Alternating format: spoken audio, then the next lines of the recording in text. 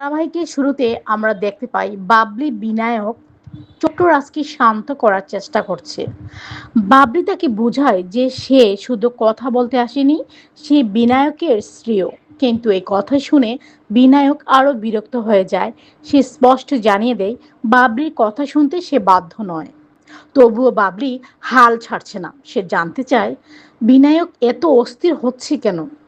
বাবলি বলে তার কোনো রাগ বা অভিমান নেই, বরং সে চায় বিনায়ক অর্চির বাড়িতে গিয়ে নিজের প্র্যাকটিস আরো ভালোভাবে গড়ে তুলুক। কিন্তু বিরুদার কাছে নিজের লক্ষ্য ও চাওয়া পাওয়াই সবচেয়ে গুরুত্বপূর্ণই।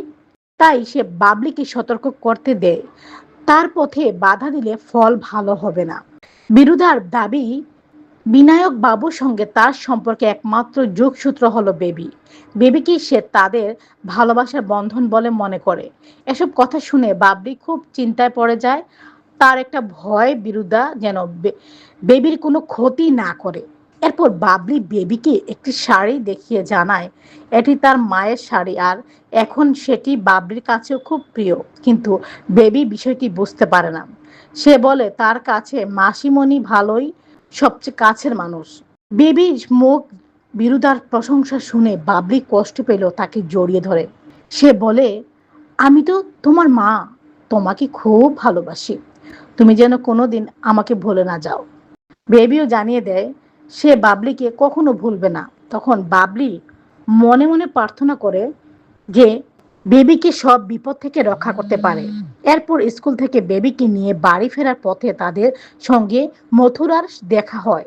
মথুরা আদর করে বেবির সঙ্গে কথা বলে এবং জানায় পরের দিন স্নেহার জন্মদিন। সে বেবিকে তার বাবা ও নতুন মাকে নিয়ে তাদের বাড়ি আসার আমন্ত্রণ জানায়।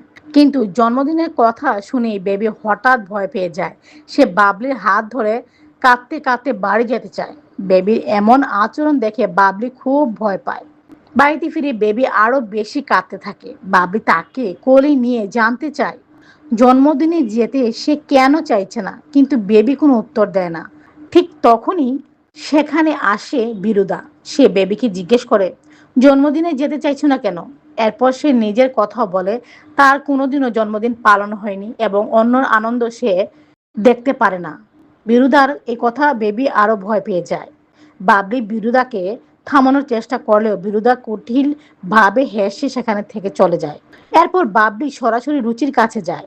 সে জানতে চায় এই বাড়িতে বেবির জন্মদিন পালন করা হয়নি কিনা এবং জন্মদিনের কথা শুনলে বেবি এত ভয় পায় কেন। আগামী পর্বে এই রহস্যের আসল সত্য সামনে আসতে চলেছে। তাই পরবর্তী পর্ব জানতে আমাদের সঙ্গে